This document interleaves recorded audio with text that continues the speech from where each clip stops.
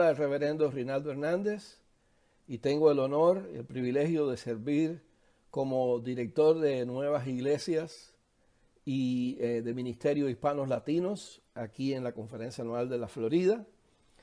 Y para mí es un privilegio en este día poder compartir la palabra de Dios con ustedes.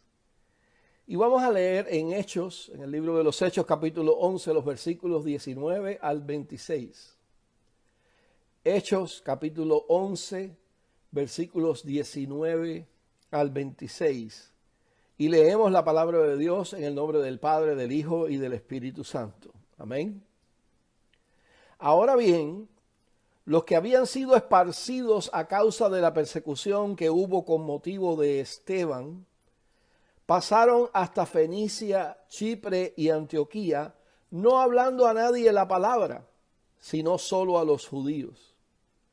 Pero había entre ellos unos varones de Chipre y de Cirene, los cuales cuando entraron en Antioquía hablaron también a los griegos, anunciando el evangelio del Señor Jesús. Y la mano del Señor estaba con ellos, y gran número creyó y se convirtió al Señor.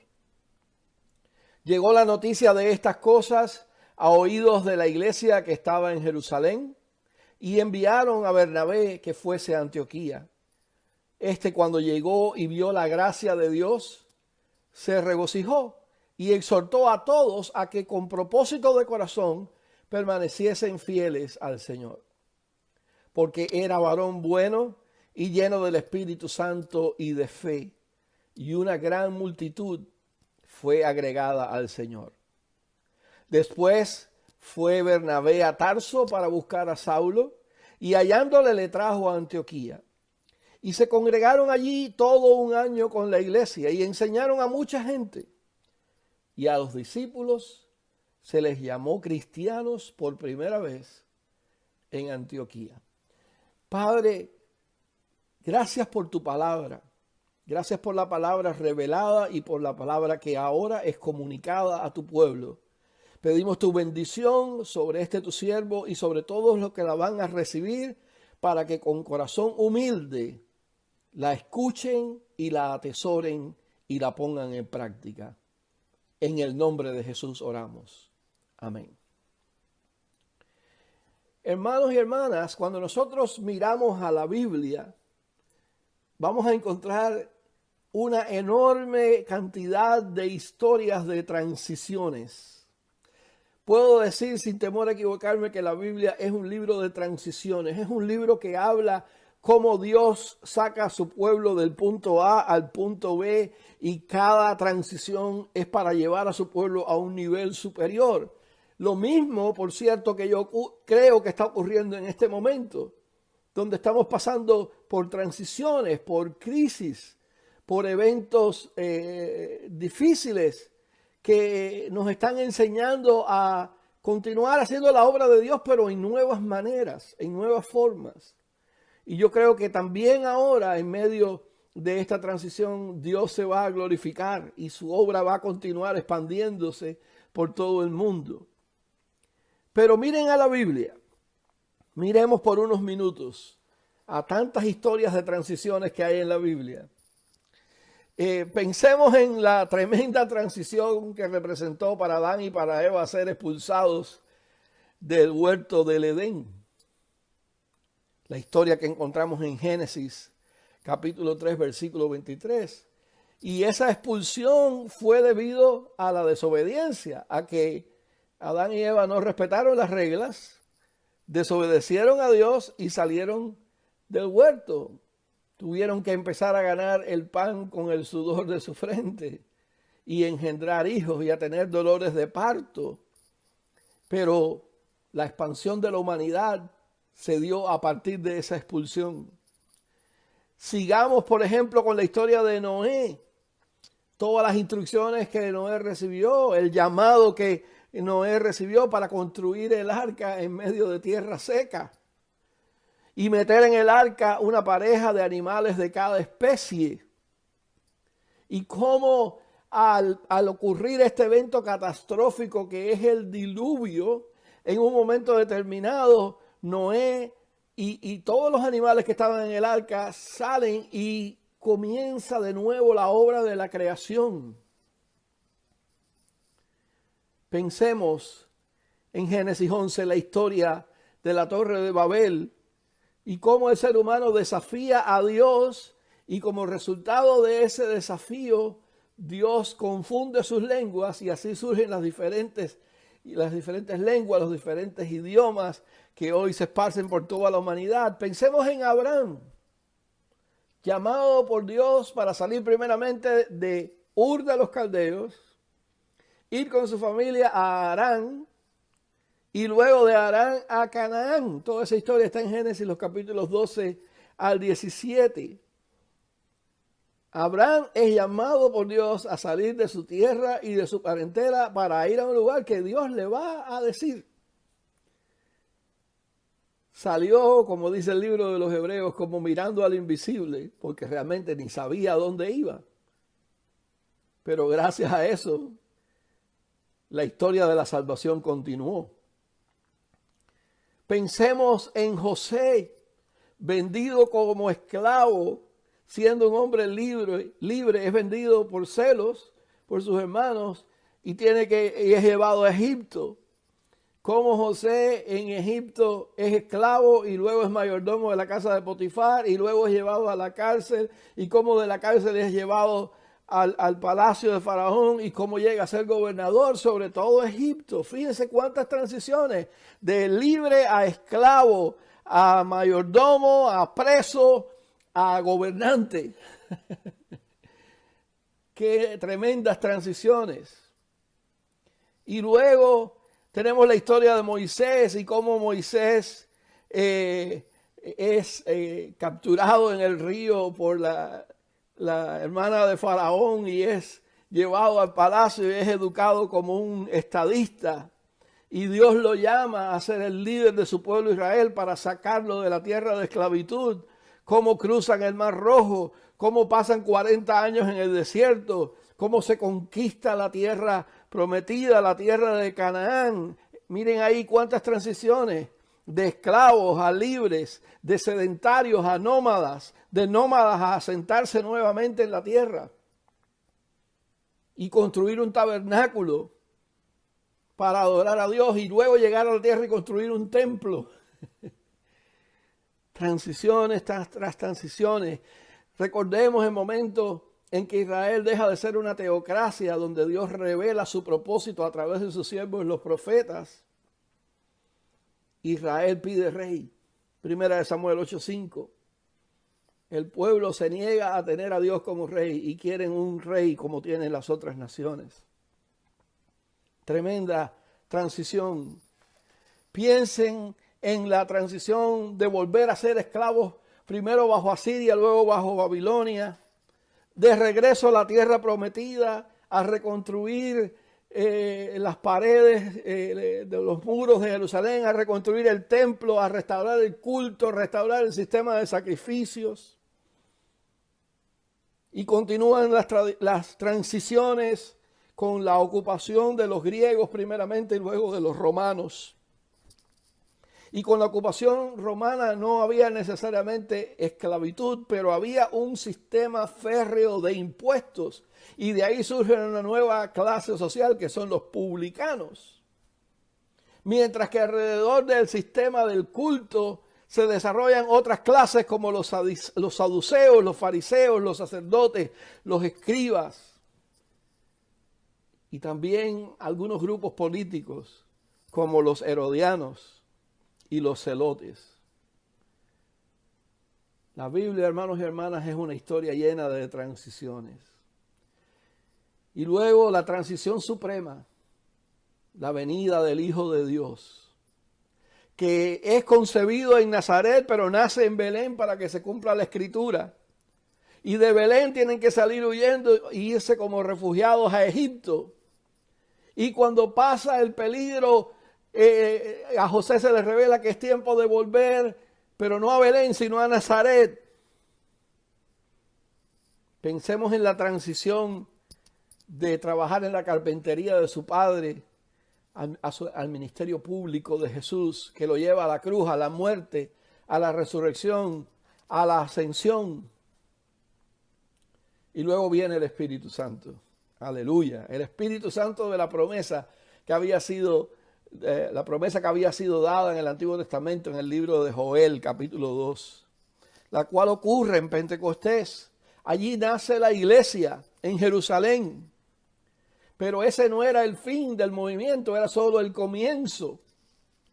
Porque la iglesia, como había sido dicho en Hechos 1:8, tenía que ser testigo de Jesucristo en Jerusalén, en Judea, en Samaria y hasta lo último de la tierra. Y en eso estamos todavía hoy, tratando de llevar el evangelio hasta lo último de la tierra.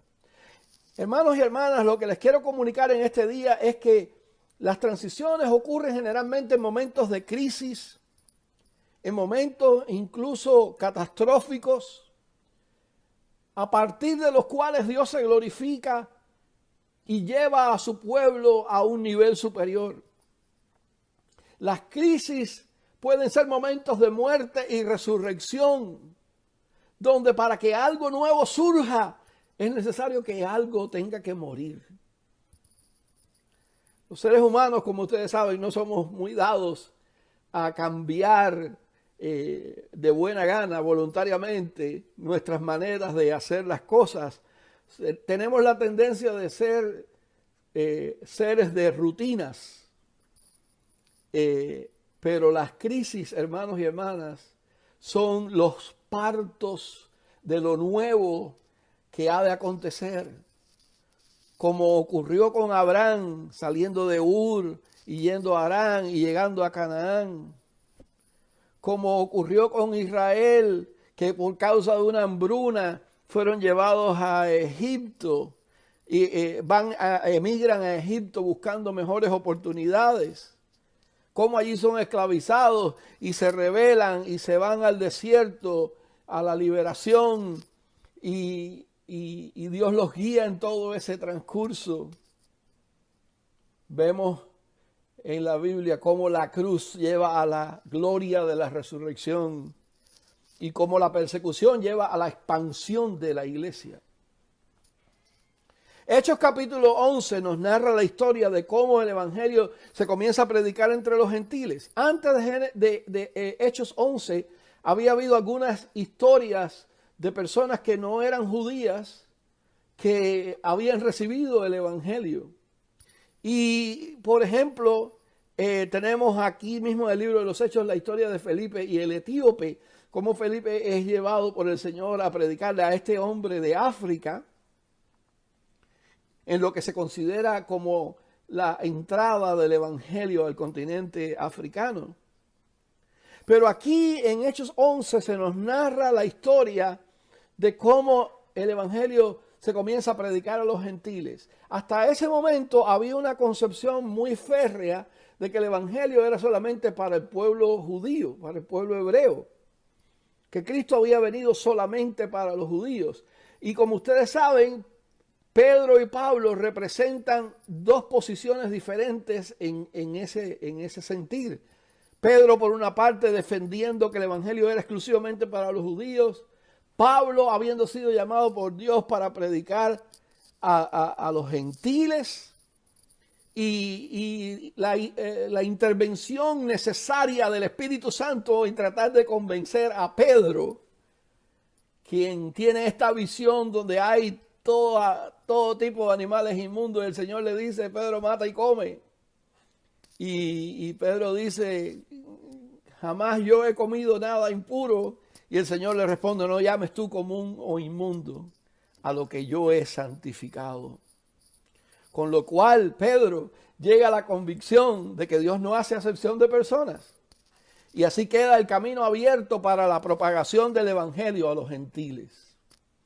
Especialmente Pedro es llevado, gracias a esa visión, a la casa de Cornelio, y allí vemos la historia de la conversión de una familia gentil al evangelio de Jesús. Pero como ustedes saben, hay un momento determinado en que se desata una persecución para los cristianos que estaban en Jerusalén, y esa persecución hace que el evangelio se extienda por el mundo antiguo, particularmente por toda la cuenca del Mediterráneo, y que tuvieran que empezar a buscar nuevas formas de ser iglesia. Cuando estaban en Jerusalén, dice Hechos 2:44, que todos los que habían creído estaban juntos y tenían en común todas las cosas. Pero por causa de la persecución, dejaron de estar juntos, tuvieron que irse, tuvieron que emigrar. Vino la dispersión, o como también se le llama, la diáspora. Cuando estaban en Jerusalén, dice Hechos 2:46, perseveraban cada día unánimes en el templo. Sí, ellos continuaban yendo al templo de Jerusalén. Y partían el pan en las casas. ¡Qué cuadro tan hermoso! Todos los días en el templo y partiendo el pan en las casas. Y luego, por causa de la persecución, teniendo que huir, se acabó el templo. En algunas ciudades del mundo antiguo había sinagogas, pero en muchas sinagogas no fueron bien aceptados y al contrario los expulsaron y les prohibieron ingresar a las sinagogas. Y la predicación quedó prácticamente confinada a las casas. En Jerusalén, dice Hechos 2:47, tenían favor con todo el pueblo. La gente apreciaba a los cristianos, veía en ellos cosas positivas y maravillosas, pero por causa de la persecución tuvieron que irse a vivir a países paganos, donde no eran bien apreciados y eran perseguidos y eran rechazados. Tuvieron que irse de su tierra natal, de sus familias, de sus costumbres, de sus tradiciones y de su lengua, a tierras extrañas, a convivir con personas de otra cultura que hablaban idiomas diferentes. Y también al salir de Jerusalén el ministerio se diversificó. Antes era solamente el ministerio de los apóstoles y luego se convirtió en un ministerio compartido cuando se elige a los 7 diáconos, cuando Dios llama a Saulo para convertirse en Pablo y llevar el nombre de Jesús a los gentiles, cuando Felipe se convierte en evangelista y le predica al etíope, cuando Pedro, impulsado por el Espíritu Santo, va a casa de Cornelio y así llega la salvación a la familia romana de Cornelio. Y precisamente así como llega el evangelio a Antioquía. Era una de las ciudades del Asia Menor. ¿Qué ocurrió en Antioquía? Bueno, dice la Escritura que las personas que salieron huyendo de la persecución llegaron a Antioquía y empezaron a predicarle solamente a los judíos. Pero había unos hombres de Chipre y de Cirene, dice Hechos 11:20, que comenzaron a predicarle a personas de habla griega. Esto era algo novedoso. Pero la sorpresa es que Dios bendijo ese esfuerzo. Dice en versículo 21, la mano del Señor estaba con ellos y gran número creyó y se convirtió al Señor. Dios respaldó esos cambios y la obra de Dios creció y se expandió aún más. Y fíjense cómo los cambios y las transiciones no son bien apreciados por todo el mundo. Cristianos judaizantes que creían que el evangelio era solamente para los judíos, escuchan la noticia de que en Antioquía hay gentiles que se están convirtiendo y mandan allá al hermano Bernabé para que supervise qué es lo que está pasando allí. La bendición es que Bernabé, porque era un hombre lleno del Espíritu Santo y de fe, en lugar de reprimir aquel movimiento, lo que hizo fue sumarse a él, porque pudo ver la mano de Dios en esta nueva manera de predicar el evangelio. No solamente Bernabé se sumó a este movimiento del Espíritu, Bernabé fue y hizo algo bien arriesgado, creo yo, movido por el Espíritu Santo. Bernabé fue a Tarso y buscó allí a un hombre llamado Saulo que se había recién convertido, pero que había tenido una experiencia gloriosa con el Señor, y lo trae a Antioquía. Saulo era un profundo conocedor de las Escrituras hebreas. Había sido miembro del Sanedrín y ahora había recibido a Cristo, que se le apareció en el camino de Damasco y lo llamó a predicar a los gentiles. Bernabé trae a este hombre y dice que allí se quedaron predicando por todo un año, pero cómo Dios bendijo y prosperó esa obra en aquel lugar. Y termina el texto de Hechos 11 que leímos diciendo que fue en Antioquía donde los discípulos se les llamó por primera vez cristianos. ¿Por qué será? ¿Por qué habrá sido allí donde se les llamó cristianos? Yo tengo mi manera de verlo. Yo creo que les llamaron cristianos porque vieron que eran seguidores del resucitado. Les llamaron cristianos porque eran los seguidores de aquel que transicionó de muerte a vida, el que vino del cielo a la tierra, y no solamente vino a la tierra, sino tomó la forma de hombre, y no solamente la forma de cualquier hombre, sino la de siervo, y se hizo obediente hasta la muerte, y la más oprobiosa de las muertes de cruz. Mire cuántas transiciones del cielo a la tierra, a ser hombre, a ser siervo, a morir en una cruz. Todo por nuestra salvación. Los cristianos, hermanos y hermanas, son personas de transiciones. Los cristianos son las personas que leen las señales de los tiempos y se adaptan. Ven las señales de los tiempos como oportunidades para expandir el evangelio. Piensen que cuando se inventó la imprenta, la Biblia prácticamente era un libro desconocido porque no todos lo podían leer en latín. Pero cuando se inventó la imprenta, por primera vez fue traducida la Biblia a un idioma vernáculo, a un idioma popular, y la gente empezó a leer la Biblia, empezó a entrar en contacto con la palabra de Dios. La invención de la imprenta propició la publicación de la Biblia en varios idiomas y llegar al corazón y transformar personas. Eso es ver señales de los tiempos y adaptarse. Los que en obediencia a Dios sufren, padecen, se sacrifican, se entregan como un sacrificio vivo en el altar de Dios. Los que están dispuestos a morir a su yo. Y eso me parece a mí que significa a lo que yo creo, a lo que yo siento, a lo que yo entiendo, a lo que he practicado hasta ahora, a lo que estoy acostumbrado, a mis tradiciones, a mis costumbres. El que está dispuesto a morir a ese yo para abrirse a hacer una nueva creación bajo el poder del Espíritu Santo, ese merece ser llamado cristiano. Dice amén conmigo. Estamos viviendo tiempos de cambio. Una pandemia nos ha cambiado la vida. Pero una pandemia también nos está abriendo el camino para nuevas formas de predicar y evangelizar. ¿Lo han notado? Vivimos un tiempo de explosión social que nos agobia, pero que a la vez nos demanda que prediquemos la palabra de esperanza con denuedo, que prediquemos el amor, el perdón y la transformación que solo se alcanza por medio de Jesucristo. Y hay una crisis, pero hay también una oportunidad. Vivimos en un tiempo de tecnología y globalización que nos ha abierto las puertas para la proclamación de un mensaje que va más allá de las paredes del templo. Todos nosotros en transmisiones de servicios y de predicaciones en los últimos 3 meses hemos tenido gente de otros países sumándose a nuestra transmisión. Eso era algo impensable hace unos años atrás, pero esta crisis nos ha abierto esas oportunidades. Estamos viviendo un tiempo de cambio porque hemos transmitido desde nuestras casas, pero tenemos en nuestras transmisiones más gente que si estuviéramos en el templo, y se conectan con nosotros personas que viven en la misma ciudad, pero también que viven en otras ciudades y hasta en otros países.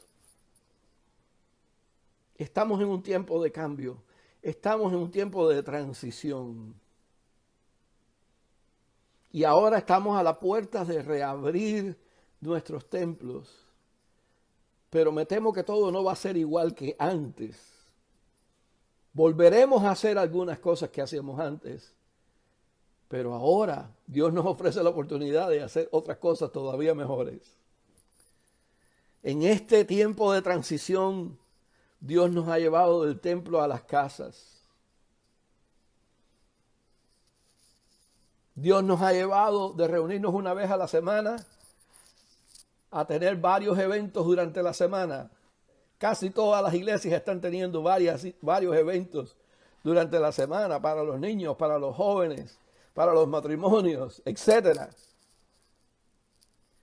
Dios nos ha llevado de un sistema de adoración presencial a un sistema de adoración digital. Dios nos ha llevado de un boletín impreso a la pantalla de la computadora.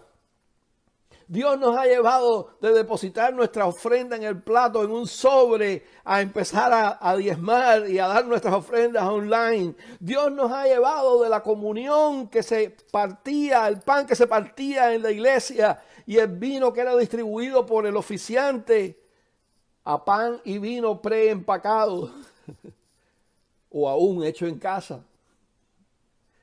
Dios nos ha llevado de ser una congregación a ser múltiples congregaciones llamadas células. Dios nos ha llamado de un sistema de predicación local a un sistema de predicación global. Muchas iglesias estaban teniendo problemas para tener reuniones de oración entre semana. Ahora casi todas las iglesias tienen grupos de oración entre semana. De una situación donde la gente oraba poco o nada, a una situación donde las personas tienen acceso a la oración online. Esta transición nos ha llevado a revalorar nuestro rol como padres en la educación cristiana de nuestros hijos. Porque por muchos años, muchos padres dijeron, los niños van a la iglesia el domingo y allí les dan educación cristiana. Bueno, pues ahora la educación cristiana es en el hogar. Y nosotros somos responsables por sembrar la imagen de Cristo y la enseñanza de Cristo en los corazones de nuestros hijos, como siempre debió haber sido. Esta transición nos ha llevado de tener pocas oportunidades de discipulado a de pronto tener múltiples oportunidades de crecer como discípulos de Cristo online. Esta transición nos está llevando a nuevas formas de hacer ministerios de alcance evangelístico y de alcance social. Ahora nos fijamos quién nos sigue en Facebook, ahora nos fijamos quién puso un comentario en nuestro sermón y tratamos de contestarle a esa persona y tratamos de desarrollar una relación con esa persona y le invitamos a continuar participando en nuestros servicios. Nuevas formas de alcance evangelístico y nuevas formas de ministerio social, de cómo ayudar al necesitado, de cómo darle pan al hambriento. Y esta transición nos ha llevado incluso a servicios memoriales y bodas online. Piensen ustedes que cuando una persona fallece y va a la presencia de Dios, los familiares que viven en lugares distantes casi nunca pueden llegar. Pues ahora todos los familiares están ahí online para celebrar la vida de aquel que ha ido con el Señor. Así que en medio de todas estas transiciones, mi pregunta es, ¿cómo responderás hoy al desafío de Dios?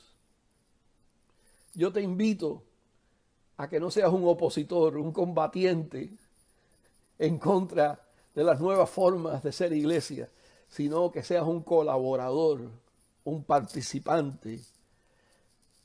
Yo creo que Dios nos está llamando a dejar atrás el negativismo y el pesimismo de mira por lo que estamos pasando, esto está acabando con nosotros, a una actitud de entusiasmo, a una actitud de adaptación. ¿Cómo lo podemos hacer ahora en medio de esta circunstancia? A una actitud de innovación. Vamos a hacer cosas nuevas que nunca antes nos habíamos atrevido a hacer. A una actitud de creatividad. Dios nos llama hoy, hermanos y hermanas, a pasar de un cristianismo frío y rutinario a un cristianismo avivado, comprometido y positivo, creyendo que Dios sigue vivo y sigue activo, haciendo cosas para que la gente se entregue a Él. Dios nos llama a morir a ser Saulo para convertirnos en Pablo. Dios nos llama a convertirnos de aquel Pedro apegado a las tradiciones, al Pedro que se atreve a entrar en casa de Cornelio y lo bautiza a él y a toda su familia. Dios nos llama a tener la actitud de Bernabé, quien es enviado a Antioquía para ver qué era esto extraño que estaba ocurriendo. Y allí él ve la presencia del Espíritu Santo y se une al movimiento del Espíritu Santo. Dios nos llama a pasar de ser simples asistentes a una congregación, a convertirnos en líderes, a pasar de ser seguidores y convertirnos en discípulos. Hay una gran diferencia entre ser un seguidor y un discípulo de Jesucristo. Dios nos llama a pasar de ser seres apáticos a cristianos comprometidos.